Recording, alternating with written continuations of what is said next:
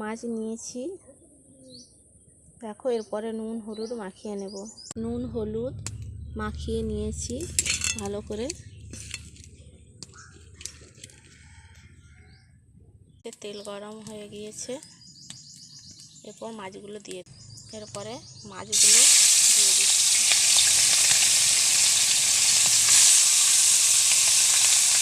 কড়াইতে পুঁটি মাছ ভাজা হচ্ছে, পিট করে ঘুরিয়ে লাল লাল করে ভেজে নিয়েছি। আমার মাছগুলো ভাজা হয়ে গিয়েছে, এবার একটি পাত্রে তুলে নিচ্ছি। আবারও কড়াইয়ে তেল দিয়েছি, তেল গরম হয়ে এসছে। এরপরে কেটে রাখা টমেটোর টুকরোগুলো তেলে ভেজে নিচ্ছি।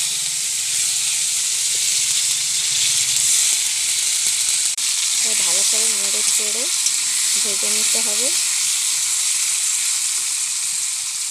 পরে পরিমাণ মতো নুন দিয়ে দিচ্ছি, পরিমাণ মতো হলুদের গুঁড়ো দিয়ে দিচ্ছি, পরিমাণ মতো লঙ্কার গুঁড়ো দিয়ে দিচ্ছি।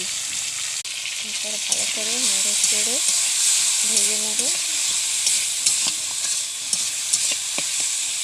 এরপর সাদা সর্ষে বাটা দিয়ে দিচ্ছি।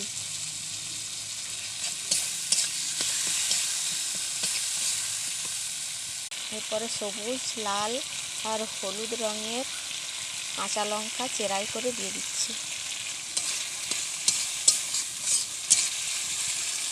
আমার মশলা মাখানো হয়ে গেছে, এরপর সামান্য পরিমাণ জল দিয়ে দেব।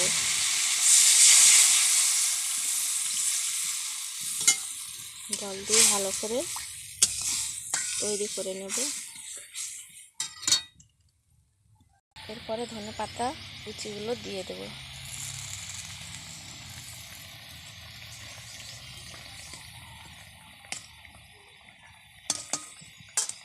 আমার মশলার গ্রেভিটা হয়ে এসেছে, দেখো কত সুন্দর হয়েছে।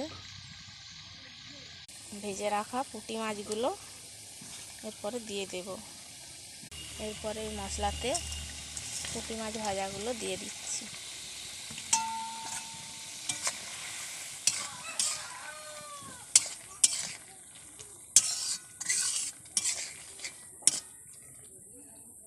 এরপরে উপর থেকে একটু কাঁচা সর্ষের তেল ছড়িয়ে নেব।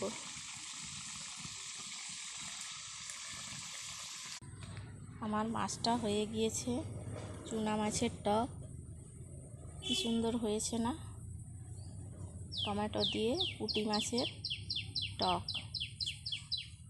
গরম ভাতের সাথে খেতে দারুণ লাগবে।